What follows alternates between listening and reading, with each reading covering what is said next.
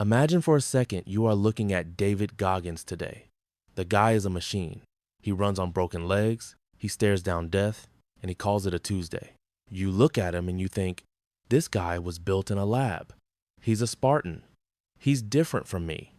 I wish it were that simple. The truth, the ugly, painful truth that David ran from for years is that the monster you see today was once a terrified 300-pound cockroach exterminator who was afraid of his own shadow. Picture this, a young man in the prime of his life, spraying for rats in restaurants, wearing a gas mask not just for the fumes, but because he couldn't bear to look at himself in the mirror. He was so overweight he had to sew protective patches into his thigh gaps just so his pants wouldn't tear from the friction. So the existential question we have to ask is, how? How do you go from a broken, insecure, overweight kid with no future to becoming the hardest man alive? It's not about the muscles. It's not about the running. It's about the mind. To understand this transformation, we can't start with the Navy SEAL training. We have to go back to the first hell. We have to go back to a nice white house in Williamsville, New York. From the outside, it looked like the American dream. Handsome father, beautiful mother, 2 kids, but behind closed doors, it was a horror movie. David Goggins, David's father, wasn't just a strict dad. He was a tyrant. He owned a roller disco and a bar, and he ran a prostitution ring. To him, his family weren't people. They were employees, cheap labor. At 6 years old, David was dragging himself to the roller rink every night, cleaning toilets, organizing skates, and working until midnight. Do you know what it does to a 6-year-old's brain to sleep in an office while disco music blasts through the floorboards? But the exhaustion wasn't the worst part. The worst part was the fear. One night, and I want you to visualize this because it explains everything David's mother tried to protect them, Trunnis lost his mind. He grabbed a belt, not a regular belt, but a thick leather strap he used for discipline. He started beating her. David, this terrified little boy, tried to jump in. He grabbed his dad's leg, screaming, "Don't hit her." The result? Trunnis threw him off and said the words that would haunt him for decades. "You want to be a gangster?" And he beat him. But the physical pain wasn't what broke David. It was the humiliation. It was watching the police come to the door, laugh with his father because he was a respected businessman, and drive away. That was the first lesson David learned. No one is coming to save you. This childhood created something psychologists call toxic stress. Imagine your brain is stuck in fight or flight mode, 24/7. It destroyed his ability to learn. He developed a stutter. His hair started falling out in clumps. In school, teachers just labeled him dumb or lazy. They didn't see the trauma. They just saw a kid who couldn't read. So David did what any survivalist would do. He built a shell. He started cheating. He cheated on every test just to pass. He faked being cool. He wore a mask to hide the rot inside. When his mother finally escaped, they moved to a small town in Indiana called Brazil. They thought they were free, but life doesn't give out free passes. In Brazil, Indiana, David faced a new monster, racism. He was one of the only black kids in town. Imagine opening your Spanish textbook and finding a drawing of a noose with the words, "We're gonna kill you, nigger." When he went to the principal, shaking with rage and fear, the principal just shrugged and said, "David, these kids are ignorant. They didn't even spell the word right. No empathy, no protection." The world was telling him, "You are hated, you are stupid, and you don't belong." David collapsed. He became a lost teenager, sagging his pants, listening to hip hop, trying to be a thug just so people would be too scared to mess with him. He was drowning. Until the moment of the accountability mirror. This is the core of Goggins' philosophy. One night, David stood in front of his bathroom mirror, but this time he didn't look away. He stared at his reflection and he got ruthless. He didn't see a victim, he saw a failure. He started shaving his face and scalp, talking to himself, loud and raw.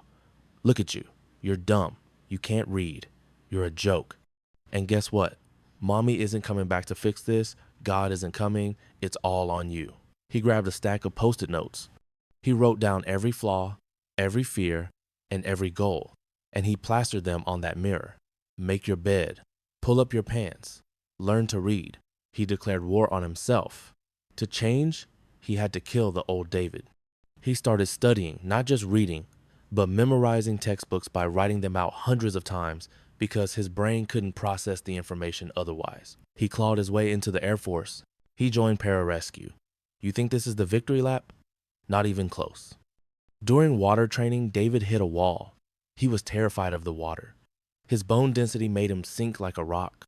And just when it got too hard, the doctors found a medical excuse. Sickle cell trait.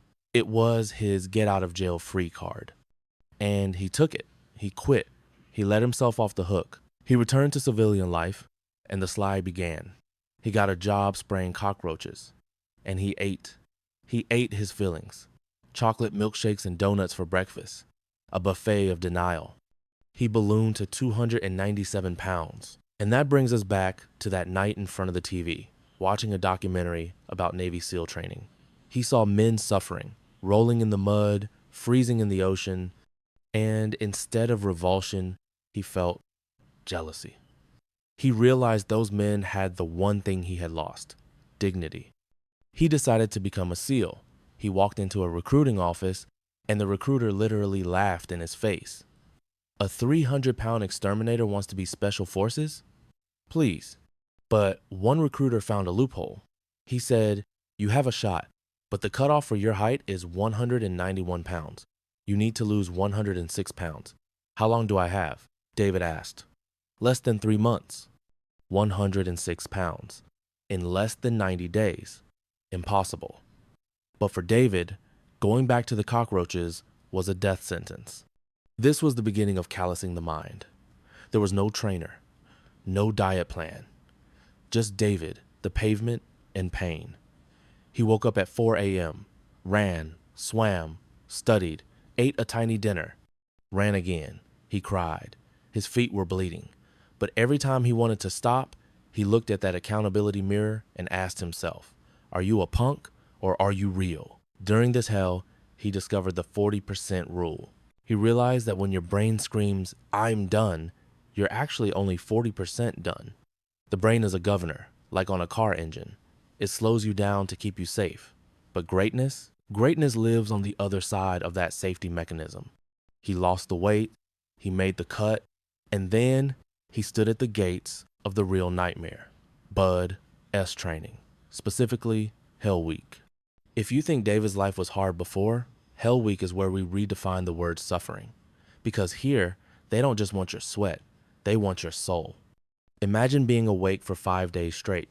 You're freezing, you're hallucinating, your skin is chafing off, and the instructors are screaming at you to just ring the bell and quit. Why stay? What keeps you standing when your legs have given up? It's not motivation. Motivation is garbage. Motivation comes and goes. What you need is obsession. And this is where we're going next. Into the surf zone, where the mind breaks and the only thing left is the savage will to survive. The water is rising. It is midnight in Coronado, California. You are waist deep in the Pacific Ocean. The water is a bone-chilling 50-something degrees. That might not sound freezing to you right now, sitting in a warm room, but when you have been submerged in it for hours, when your body temperature drops to the point of hypothermia, your mind starts to do strange things. You aren't just cold, you are convulsing. Your teeth are chattering so hard it feels like they might crack your molars. This is surf torture. And standing on the dry sand, looking down at you, is an instructor. He is dry, he is warm, he has a cup of hot coffee in his hand, and he is smiling. He is waiting for you to break. In fact, he is betting on it. This is the crucible of Hell Week. David Goggins was assigned to Boat Crew 2. In the SEALs, they size you up quickly. Boat Crew 2 was known as the Smurfs. They were the shortest guys in the class, the runts of the litter. And because they were short, the heavy rubber Zodiac boat they had to carry everywhere didn't distribute its weight evenly. It crushed them. Every step was a compression of the spine. But the physical weight wasn't the real problem. The problem was Psycho Pete. Psycho Pete was their instructor, and he lived for their pain. He didn't just want them to do push-ups. He wanted to see the light go out in their eyes. One night, During a particularly brutal session of boat presses holding that hundreds of pounds rubber beast over their heads, the men of Boat Crew 2 were finished. Their arms were shaking, their muscles were failing, and they were groaning in agony. Psycho Pete loved it. He was mocking them, laughing at their weakness, feeding off their misery like a vampire.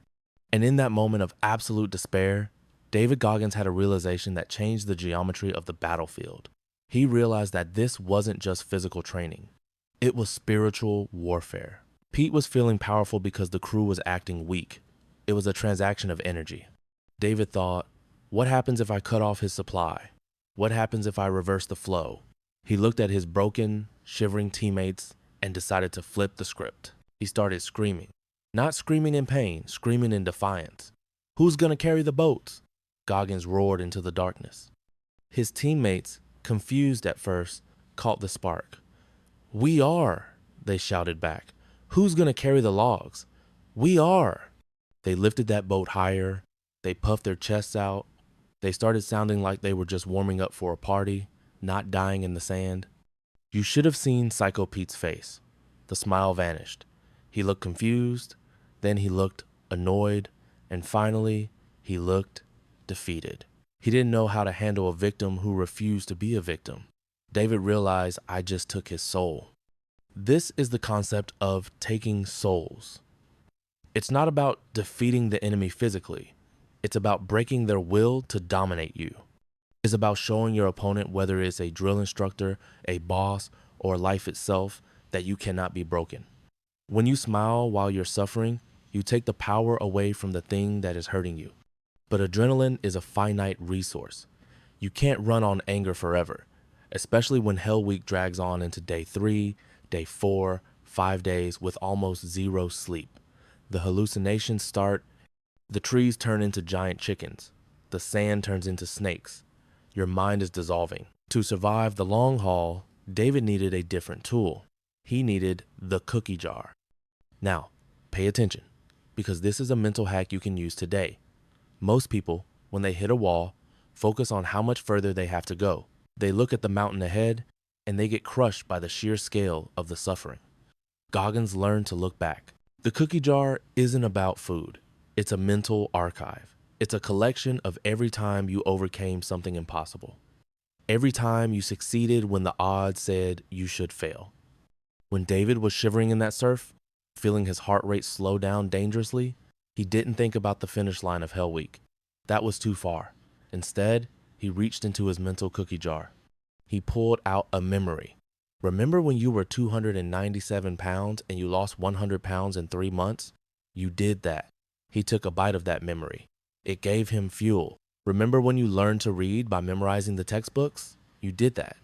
Another bite. By reminding himself of who he was and what he had already survived, he proved to himself that he could survive the next minute. And that's the secret. You don't have to survive the whole week. You just have to survive the next 60 seconds. David Goggins survived Hell Week. In fact, he went through it 3 times due to injuries, pneumonia, a fractured kneecap.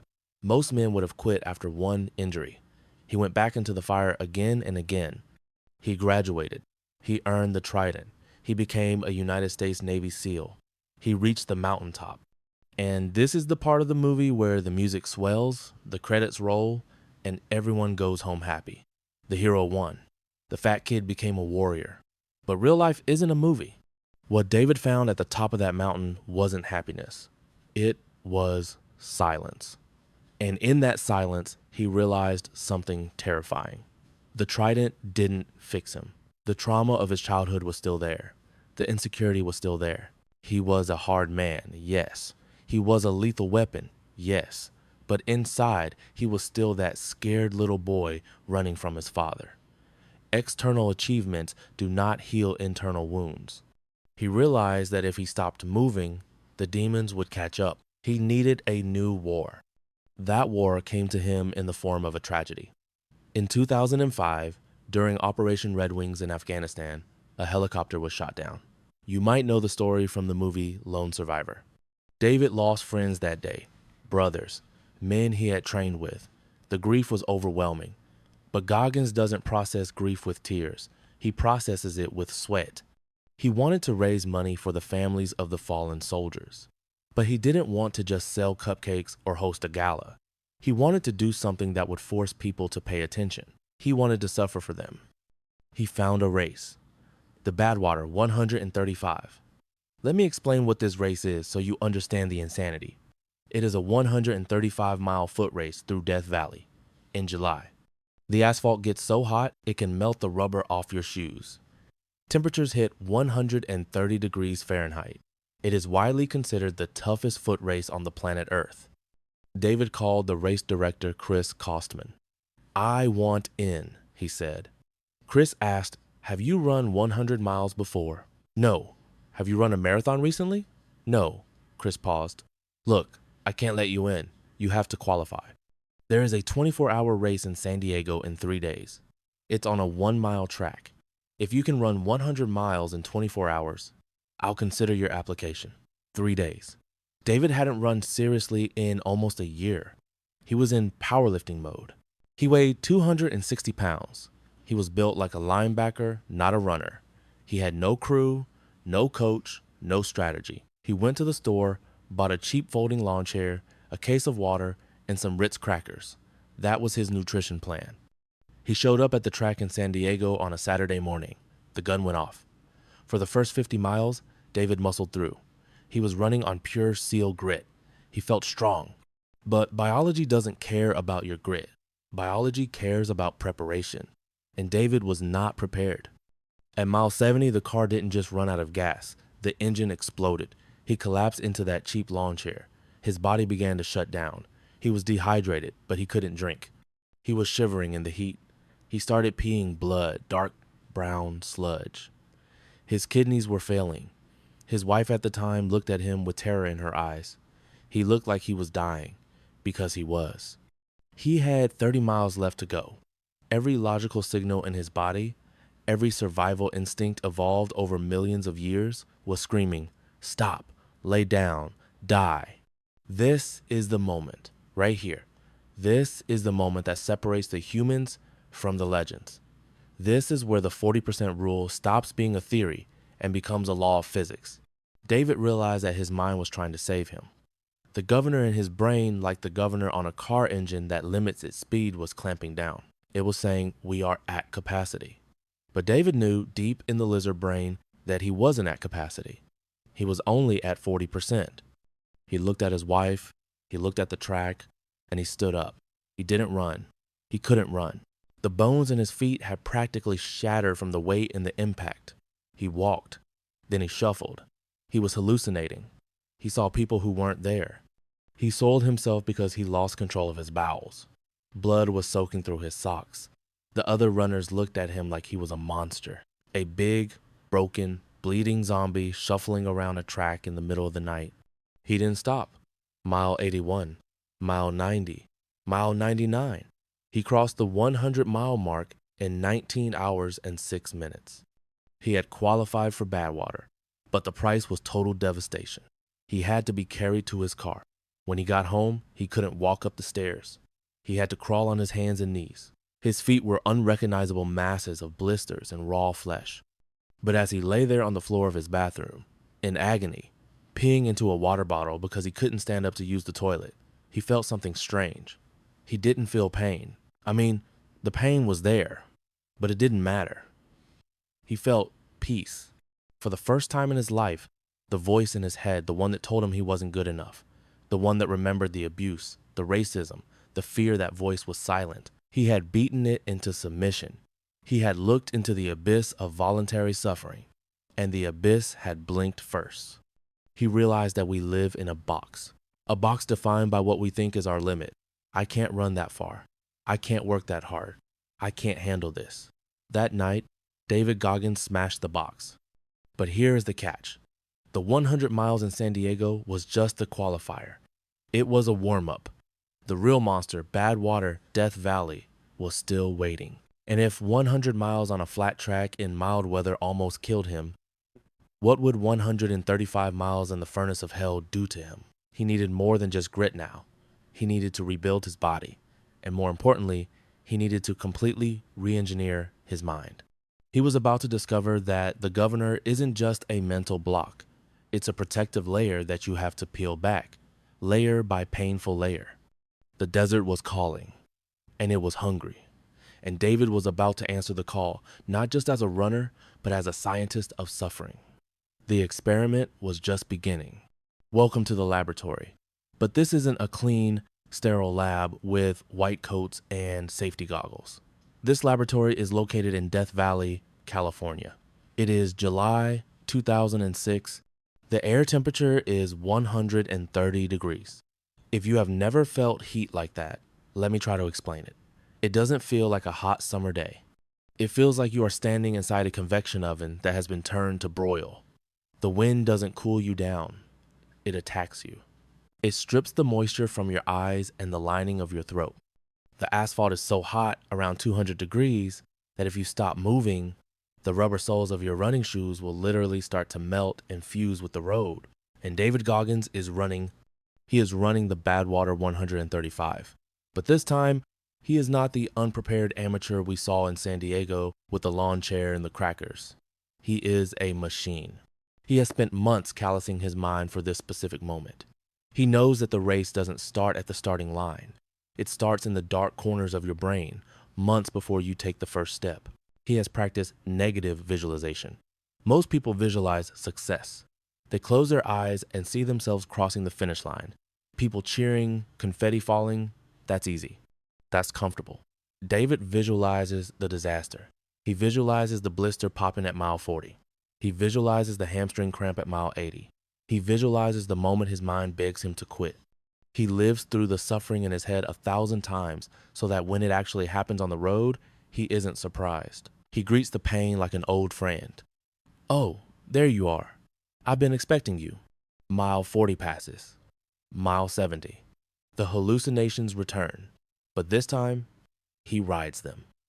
He understands that the mind is a biological computer, and when it overheats, the graphics card starts to glitch. He sees monsters in the desert. He sees things that aren't there. But he keeps moving because he knows that the only way out is through. He climbs the final stretch, the portal to Mount Whitney. He crosses the finish line in 30 hours and 18 minutes. He placed 5th overall. Think about that trajectory. A few months ago, he was a broken man peeing blood on a track. Now, he is standing on the podium with the greatest ultra runners in the world. You would think this is the happy ending. You would think, okay, he proved his point. He is the toughest man alive. He can rest now. But the universe wasn't done with David Goggins. It had one more curveball to throw, one that would make all his physical achievements look like a warm-up. A few years later, during a routine medical checkup, a doctor looked at David's chart, frowned, and said, "We need to run some more tests." They put a scope down his throat to look at his heart. When the doctor came back, he looked pale. He looked at David like he was looking at a ghost. "David," he asked, "how are you walking around? How are you alive?" It turned out that David Goggins was born with a congenital heart defect called an atrial septal defect, ASD. Basically, he had a hole in his heart between the atrial chambers. And it wasn't a small hole. It was the size of a poker chip. Let that sink in for a second. Every mile he ran, every SEAL mission, every Hell Week, remember, he did 3 of them. Every time he held his breath underwater, every time he pushed his body to the absolute limit, he was doing it with a heart that was only functioning at about 75% capacity. His heart was recirculating oxygenated blood back into the lungs instead of sending it to the muscles. He was essentially running on 3 cylinders, while everyone else had a V8 engine. Most people, upon hearing this news, would collapse. They would fall into a depression. They would say, "Oh my God, I'm sick. I am a victim of my genetics. I need to retire and take it easy." David heard the news and he smiled. Why? Because suddenly everything made sense. It explained why he always felt like he was working twice as hard as the guy next to him just to keep up. It validated his entire life of struggle. He looked at the doctor and thought, "You mean to tell me I did all of that on 3/4 of a heart? Imagine what I am going to do with a whole one." He underwent surgery to repair the hole. And when he woke up, he didn't feel relief. He felt dangerous. Because now The mechanical failure was fixed. The governor was gone. The engine was finally fully operational. But recovering from heart surgery is a humbling experience. You go from being Superman to being unable to walk to the bathroom without getting winded. You are fragile. David had to sit still. And for a man like him, sitting still is torture. He couldn't run. He couldn't swim. But he could still use his arms. And he needed a new war, a stationary war. He set his sights on the Guinness World Record for pull-ups in 24 hours. The record stood at 4,020. Think about the mechanics of a pull-up. It is intimate, it is monotonous, it is just you, a metal bar, and gravity. There is nowhere to hide. There is no scenery to look at. It is pure, concentrated suffering. He set up his first attempt on the set of the Today Show. This was a mistake. The lights were bright, the cameras were rolling, millions of people were watching. It was a spectacle. And David's ego was involved. He wanted to show the world what he could do. He started pulling. For the first few hours, he was flying. He was on pace to smash the record. But then, friction joined the party. The bar started to eat his hands. And I don't mean little blisters. I mean deep, tearing wounds. The skin on his palms began to shear off. At 2,500 pull-ups, the pain was excruciating. At 3,207 pull-ups, his body failed. The lactic acid was so intense he couldn't lift his arms above his head. He failed on national television. He went home humiliated. He looked in the accountability mirror. He didn't make excuses. He didn't say, the bar was slippery. He didn't say, my hands hurt. He said, you failed because you were weak. Your hands were soft. You prepared the wrong way. Fix it. He waited a few months to heal. He didn't just wait. He engineered a solution. He bought a different bar. He changed the foam grip. He changed his technique. He trained his hands to be leather. He set up a second attempt, this time in a smaller venue in Nashville. He pulled and pulled, and this time, the skin on his hands didn't just blister. It peeled off in sheets. He was doing pull-ups on raw nerves and exposed flesh. He looked down at his hands and saw the anatomy of his own palms, but he kept going until he hit 3,207, the exact same number. He failed again. It was a mental block, a barrier his mind had erected at that specific number. Now, pause for a moment. Most people stop here. Failure twice? That's a sign from the universe, right? Maybe this isn't for you, David. Maybe 4,020 is impossible for you. But David Goggins doesn't read signs. He writes them. He knew he had the strength. The problem wasn't the muscles. The problem was the mind. He was letting the pain dictate the outcome. He waited, he healed, and he set up the bar for a third time. This time, there were no cameras, no fanfare, no Today Show, just a small gym in Brentwood, Tennessee. Just him, a few judges, and the bar. He started. And this time, he entered a state of flow that can only be described as spiritual. He wasn't counting numbers, he was counting souls. Every time he wanted to drop, he thought about all the people who said he couldn't do it. He thought about his father. He thought about the kids who called him nigger in Brazil, Indiana. He thought about the hole in his heart. He pulled until his hands were bleeding, but he didn't stop. He pulled until he couldn't feel his back. In 17 hours, David Goggins completed 4,030 pull-ups. He broke the record. But look at the picture of him after that record. Go find it. He doesn't look happy. He doesn't look triumphant. He looks empty. He looks like a man who has scraped the bottom of his soul and is wondering if there is anything left. This leads us to the most dangerous concept in the book, uncommon amongst uncommon. See, it's easy to be the best in your office. It's easy to be the fittest guy in your neighborhood. That's being uncommon amongst common people. But David didn't want that. He joined the SEALs to be the best among warriors. And even there, he found mediocrity. He found guys who just wanted to wear the trident and drink beer and talk about the good old days. He realized that even among the uncommon people, the SEALs, the Rangers, the ultra runners, there is a hierarchy. He wanted to be the guy that the hard guys looked at and said, damn, that dude is crazy. To do that, You have to kill your ego. You have to accept that you are never arrived. There is no finish line. The horizon keeps moving. And as David pushed his body past the breaking point, he began to realize that his greatest enemy wasn't the world and it wasn't his body. It was comfort.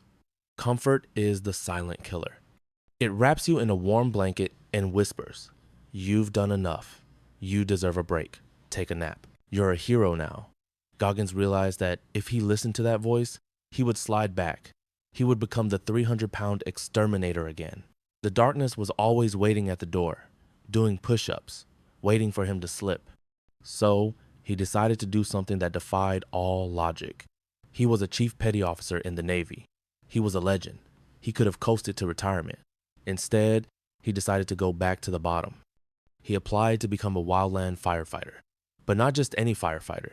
He wanted to join the smoke jumpers. These are the maniacs who fly airplanes into forest fires and jump out with parachutes to fight the fire from the inside with nothing but an axe and a shovel. Why? Because he was getting too comfortable. He was getting too much respect. And to Goggins, being comfortable is a fate worse than death. He needed to be a rookie again. He needed to be the bottom of the food chain. He needed to be the guy that nobody knew and nobody respected, so he could earn it all over again. But this next chapter, this isn't about physical pain anymore. We are done with the broken bones and the bleeding hands. We are moving into something much harder. It's about the emotional toll of greatness. It's about what happens to your relationships, your family, and your soul when you decide to live on the edge of the knife. Because when you live like a monk of suffering, it's very hard to let anyone else in. The fire is coming, and this time, the heat isn't coming from the trees. It's coming from the mirror. Because when you look in that mirror after you've achieved everything, after the medals, the records, the magazines calling you a hero, you expect to see a conqueror. You expect to see peace. But David looked in the mirror and saw a man who was still at war. And this time, the enemy wasn't the water, and it wasn't the racism. This time, the war was biological. You have to understand the physics of what David Goggins did to himself. You cannot run 100 miles on broken feet, do 4,000 pull-ups on torn hands, and sleep 3 hours a night for a decade without the bill coming due. The human body is a credit card. You can swipe it, but eventually, the bank calls. And for David, the bill was catastrophic. It started in 2008. He was at the peak of his fame. Everyone wanted a piece of him. But inside, he was rotting. It began with a lump on his neck, a knot. He ignored it. That's what tough guys do, right? They ignore pain. But the knot got bigger. Then came the fatigue. And I don't mean I need a coffee fatigue. I mean a bone-deep exhaustion, where walking up a flight of stairs felt like climbing Mount Everest. He went for a run one morning, a routine run, and he had to stop. His legs wouldn't move. The machine had finally seized up. He went to the doctors. Not just one doctor, but the best specialists in the country. They ran every test known to modern medicine. MRIs, CT scans, blood panels that looked like telephone books. He sat in a sterile white office, waiting for the verdict. The doctor walked in, looking confused. "David," he said, "we can't find a specific disease, but your testosterone levels are non-existent, your adrenal glands have shut down, your cortisol is through the roof. Basically, you have the physiology of a 70-year-old man." David was in his mid-30s. He was supposed to be the fittest man on the planet. And here he was, being told he was an old man, trapped in a statue of muscle. The doctors wanted to put him on medication. They wanted to inject him with hormones. They wanted to fuse his spine because the discs were slipping. They told him, "You are done. No more running, no more impact. You need to accept your new reality." David went home. He sat in his living room in the dark. This was the lowest point. Lower than the cockroaches. Lower than the obesity. Because back then, he had hope that he could change. Now, he had done the work, he had paid the price, and his reward was a broken body. He felt betrayed by his own discipline. But in that darkness, David's mind, that armored mind he had built, started to work on the problem. He realized something profound. He had spent his whole life callousing his mind and body. He had built armor. But what happens when you build too much armor? you become stiff, you become rigid. And things that are rigid don't bend, they break. He was a knot of tension. Years of fight or flight, years of childhood trauma, years of physical abuse, it was all stored in his muscles. He discovered the psoas muscle. This is the soul muscle. It connects your upper body to your lower body. It's where we store our stress. David's psoas was so tight, it was essentially strangling his internal organs and cutting off blood flow. So, he made a decision that sounds insane. He decided not to take the pills. He decided to become a scientist of one. He started stretching. Now, when I say stretching, don't picture a 10-minute yoga flow with soothing music. I want you to picture a dungeon. David would sit on the floor of his living room, surrounded by foam rollers and lacrosse balls, and he would stretch for 12 hours a day. Yes, 12 hours. He would pick one muscle, say his right hamstring, and he would hold a stretch for 6 hours straight. The pain was blinding. It was worse than the broken shins. It was worse than the ultra marathons. Because this wasn't just physical pain. As he began to release the physical tension, the emotional tension started to unlock. It's a strange phenomenon, but trauma lives in the body. As his muscles lengthened, memories he thought he had buried came flooding back. The sound of his father's belt, the laughter of the kids in the school bus, the feeling of drowning in the pool.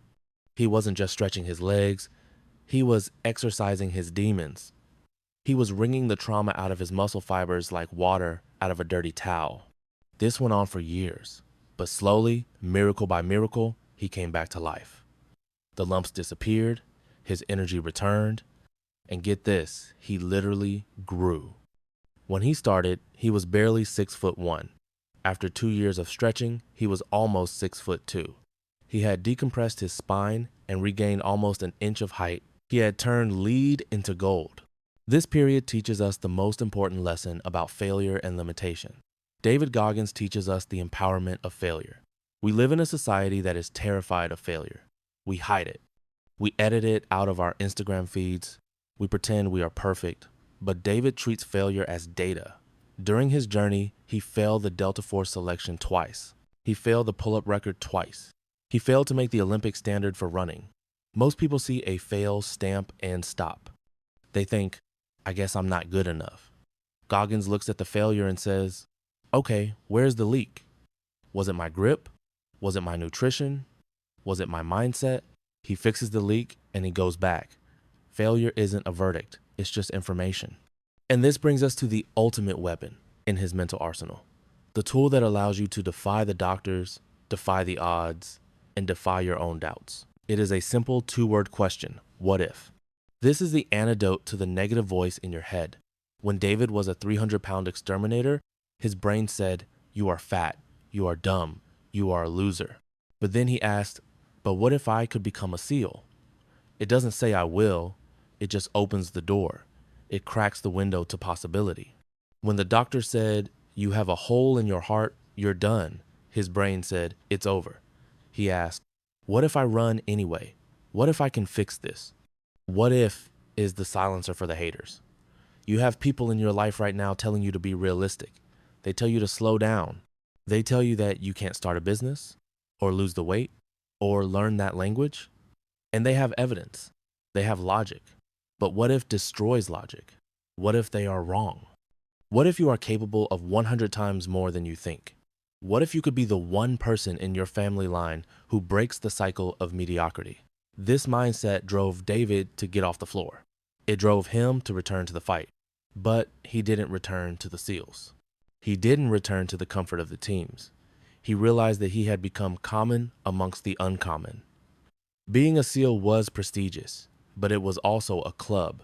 And clubs have safety. He wanted to be alone. He wanted to be a savage. So he joined the wildland firefighters. He became a hotshot. Imagine a man in his late 30 seconds, a retired Navy SEAL legend, scrubbing toilets in a fire station with 2 0-year-old kids who had no idea who he was. Why? Because he needed to kill his ego. He needed to be a rookie again. He needed to be at the bottom of the food chain. He would hike up mountains with a 45-pound pack, digging trenches, fire lines, while the forest burned around him. It wasn't about the money. The pay was garbage. It wasn't about the fame. There were no cameras in the smoke. It was about the soul. It was about proving to himself that he didn't need the title of Navy SEAL to be a warrior. He was the warrior. The title was just a sticker. But we have to be honest about the cost. We cannot romanticize this level of obsession without looking at the collateral damage. David Goggins is a lone wolf. When you vibrate at that frequency, when you demand excellence in every single second of every single day, it is very hard for normal people to be around you. He admits it freely. He is not the fun guy at the barbecue. He is not the guy you call to relax and watch a game. If you are eating nachos and complaining about your boss, David isn't going to nod and smile. He's going to ask you why you haven't quit yet. He's going to ask you why you are wasting your life. He lost relationships. He lost marriages. He pushed people away because they couldn't handle the heat of his orbit. He calls this the price of being uncommon. If you want to be the best in the world, you have to accept that you will be misunderstood. You will be judged. You will be called obsessed, crazy, unbalanced, selfish. And you know what? They are right. You are unbalanced. Balance is for average people. Greatness requires obsession. You cannot have a balanced life and change the world. You have to choose. So, as we stand here, looking at the wreckage and the triumphs of this man's life, we see a clear picture. We see a man who took the worst hand of cards imaginable: abuse, poverty, learning disabilities, obesity, heart defects, and he played them like a master. He didn't wait for a good hand. He bluffed, he bet, and he stole the pot. But the story doesn't end with him sitting on a porch, drinking iced tea, and polishing his medals. The story doesn't end. Because for David, the finish line is a myth. It's a lie we tell ourselves to feel comfortable. I'll be happy when I get the job. I'll be happy when I lose the weight. No, you won't. Because once you get there, the horizon moves. The war against mediocrity is a forever war. And that leaves us with one final, terrifying, and beautiful question. David has shown us the map. He has shown us the dungeon of stretching, the hell of the surf, and the silence of the desert. He has emptied his tank. He has squeezed every single drop of potential out of his soul. But what about you? We are about to close this book, but we are not closing the file, because the file is your life, and the pen is in your hand. David found his peace not in comfort, but in the absolute exhaustion of his potential. The question is, are you ready to find yours? The river is flowing into the ocean now. The final chapter isn't about David anymore. It's about the legacy. It's about the invitation. And it's about to get very personal. It's about to get very personal. Because while the ink on the pages of David Goggins' book might be dry, the ink on the story of your life is still wet. And right now, whether you realize it or not, you are holding the pen and the clock is ticking. To understand how the story truly ends, or rather, how it refuses to end, we have to look at the single most terrifying visualization in David's entire mental arsenal. It isn't a memory of an abusive father beating him with a belt. It isn't a flashback to the freezing water of Hell Week where his skin was falling off. It isn't a hallucination of monsters in Death Valley. It is a vision of the future. Specifically, the exact moment of your death. David calls it the Judgment Day checklist. I want you to stop what you are doing. Put down your phone. Turn off the noise. Close your eyes for a second and go there with me. Imagine you take your last breath. The screen fades to black. The noise of the world stops. The struggle is finally over. The bills, the stress, the traffic, it's all gone. Your soul leaves your body and you ascend. You find yourself standing in a room of infinite white. There is no furniture, no distractions, no hiding places. Just you and a divine presence, God, the universe, the creator, whatever name you give to the source of all things. But this isn't the judgment day you were taught in Sunday school. God isn't looking at a list of your sins. He isn't checking if you lied to your spouse, or if you cheated on your taxes, or if you swore in traffic. He isn't interested in your morality in the traditional sense. He is holding a clipboard, a simple wooden clipboard with a piece of paper on it. He walks over to you, hands you the clipboard, and says one word: read. You look at the paper, it has your name at the top, and underneath, it has a detailed biography of a human being. You start reading, and your eyes get wide. This person was a visionary leader who changed the culture of their industry. This person was a loving, patient parent who broke a generational cycle of trauma and raised children who knew no fear. This person was a physically dominant athlete who respected their body as a temple well into their 70s. This person mastered 3 languages. This person wrote the book that was inside them. This person helped thousands of people find their own strength. You read the list and you feel confused. You look up at God and say, "Excuse me, Lord, there must be a mistake. This isn't me. I didn't do any of this. I worked in a cubicle for 40 years. I watched Netflix every night. I was overweight. I was bitter. I never learned a second language. I died with a lot of regrets and a lot of some days that never happened." And God looks at you, and for the first time, you see infinite sadness in his eyes. He shakes his head and says, "No, my child, that paper isn't who you were. That is who you could have been. That is the ghost." That is the phantom that chases David Goggins every single morning.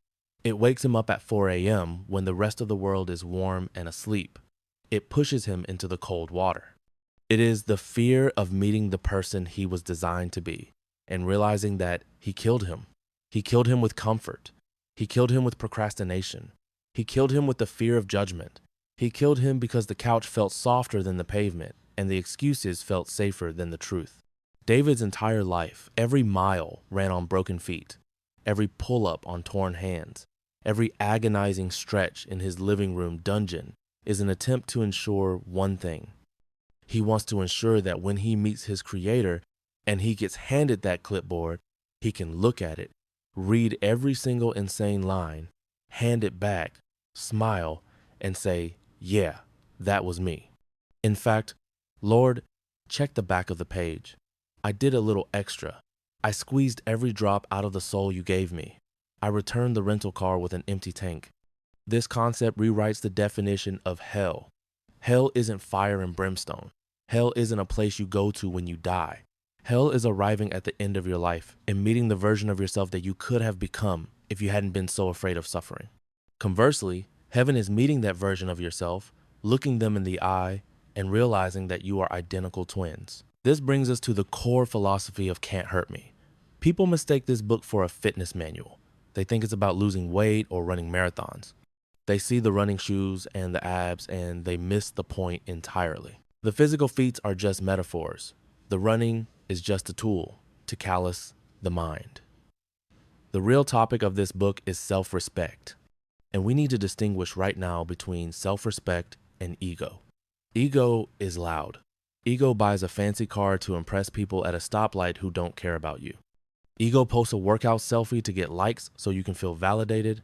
Ego needs external applause to feel safe. Ego is fragile. One bad comment, one failure, and the ego shatters. Self-respect is quiet. Self-respect is doing the work in the dark. Self-respect is cleaning your house when nobody is coming over. It's finishing the run when your GPS watch dies and nobody will ever know your time. It's holding yourself to a standard of excellence that makes you look crazy to the outside world, simply because you respect the vessel you were given. You cannot buy this feeling. You cannot inherit it from your parents. You cannot hack it with a seminar. David has a famous saying, "Rent is due."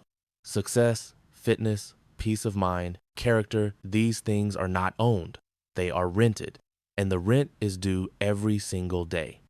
You don't get to say, "Well, I worked hard yesterday, so I'm good for the week." No, the sun came up, the ledger is reset to 0. You have to earn your keep again. Now, look around you. Look at the world we live in today. We live in the age of hacks, the age of shortcuts, the age of manifesting your dreams without doing the work. We live in a society that coddles weakness. We are told that if something is hard, we should stop. If something hurts, we are victims. We are handing out participation trophies just for showing up. Mediocrity has become the standard. It is the air we breathe. And paradoxically, this is the greatest news you will ever hear. Why? Because the bar is so low, it is practically buried in the ground. It has never been easier to be uncommon than it is right now. If you simply show up on time, do what you say you're going to do, and put in a little bit of effort when it gets hard, you will automatically be in the top 1% of the population.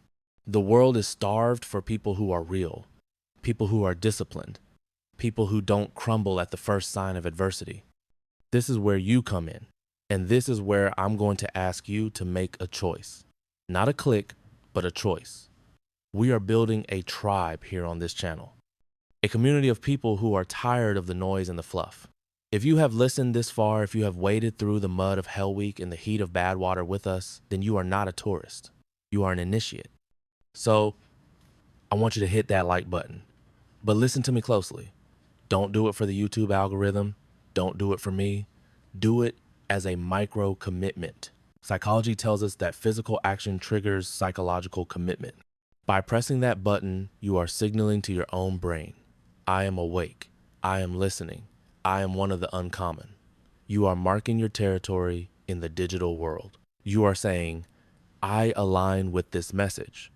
And if you want to keep this supply line open, if you want to ensure that your feed is filled with iron and fire instead of cat videos and distraction, then subscribe, turn on the notification bell. Treat this channel not as content, but as a briefing. Treat it as your daily reminder that the war against mediocrity is still ongoing.